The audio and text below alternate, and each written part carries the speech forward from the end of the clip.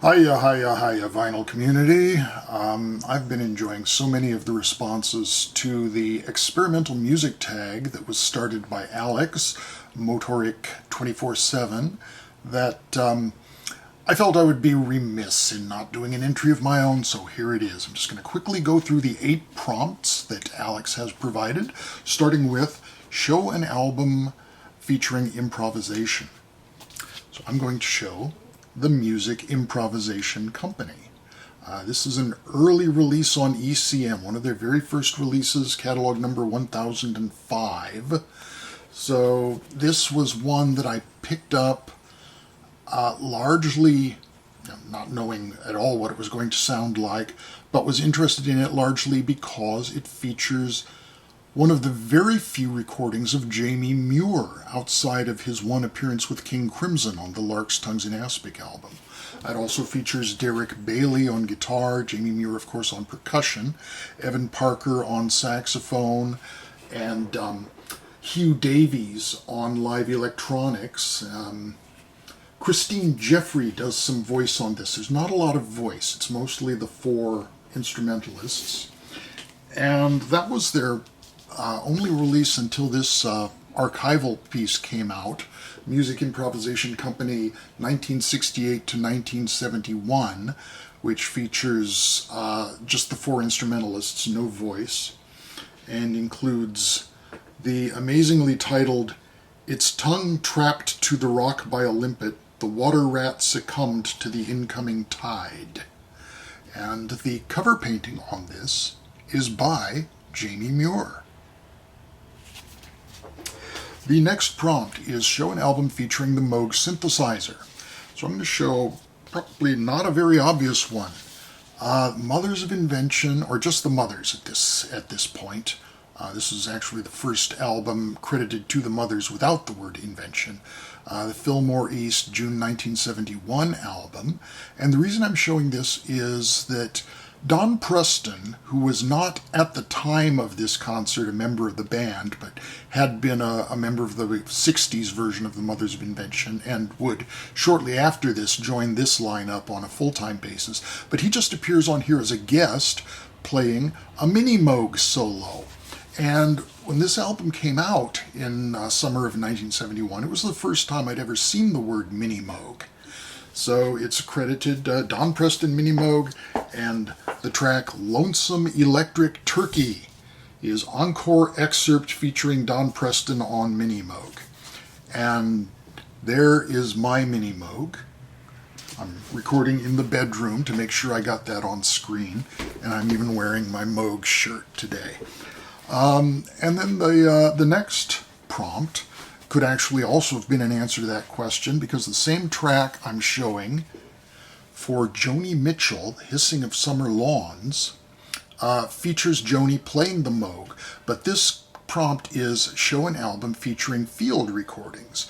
And the track The Jungle Line on this album, besides featuring Joni playing the Moog, features a loop of drumming from the traditional drummers of Burundi in Africa. So it is both a field recording and a tune that features Moog and is amazing. It's a brilliant, brilliant track. The next prompt is show an album featuring a drone. So this is not experimental, this is traditional. Indian music commonly features drones. In this case, the lead instrument is the sarangi voice of 100 colors. It's an instrument that's sort of a small rectangular box that's held upright and then strung sort of like a little cello. So it's held in this position, and the player bows it with the right hand and then plays the strings, not with the fingertips, but with the backs of the fingers, with the cuticle area of the fingernail is where they stop the strings.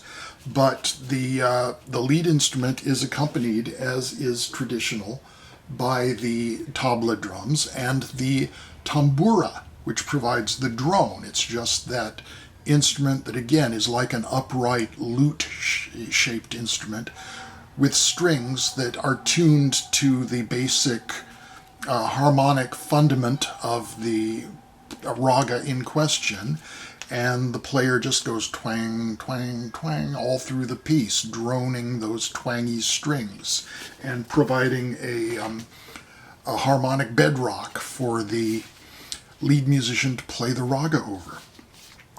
The next up is show an album featuring spoken word.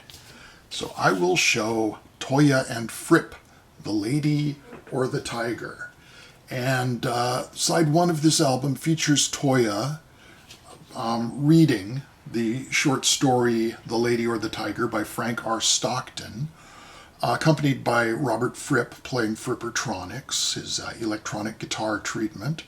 And side two features Toya reading the follow-up story by Stockton, The Discourager of Hesitancy, accompanied by the League of Crafty Guitarists, which is Fripp's group of students who all play matched acoustic guitars using Fripp's special tuning. And they are backing her on this, and you may know that every Sunday since the pandemic got into full swing, Robert Fripp and Toya do a silly cover version video on YouTube where Toya does her best to show off her assets of a physical nature, as well as Robert Fripp showing how amazingly silly he can be. He's always had the image of being a very serious and professorial guy, and so ever since he got the mohawk haircut and started dressing up on YouTube to do these cover videos every Sunday, I don't know where that image went. The next part of the tag is show an album featuring treated instruments.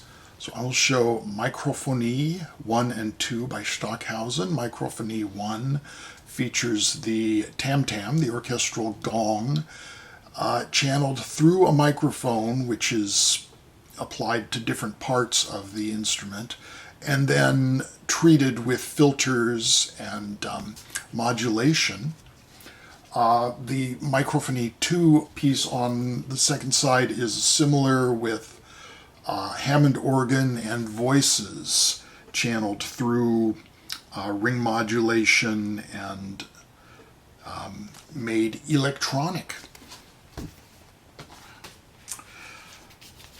And next, show an album that's on the Nurse with Wound list. I'm surprised not a lot of people have actually shown a Nurse with Wound album. So here's a Nurse with Wound album, Echo Poem, sequence number 2. This is a reissue on the Drastic Plastic label on white vinyl, and limited edition number 210 of 500. Very nice sort of semi-ambient, spooky, and yet soothing piece featuring overlapping sort of collaged female voices. But Nurse with Wound are famous for their long list of influences, which is kind of a takeoff or follow-up on the famous Freak Out list that Frank Zappa included in the first Mothers of Invention album. And a band from that list is the Nihilist Spasm Band from Canada, who make their own instruments, which you can see on here. They could have also been an answer to the improvisation question. They could probably be an answer to any of the questions on this list, but here we have it, the Nihilist Spasm Band on the Music Gallery Editions label. From, when is this from? I have no idea.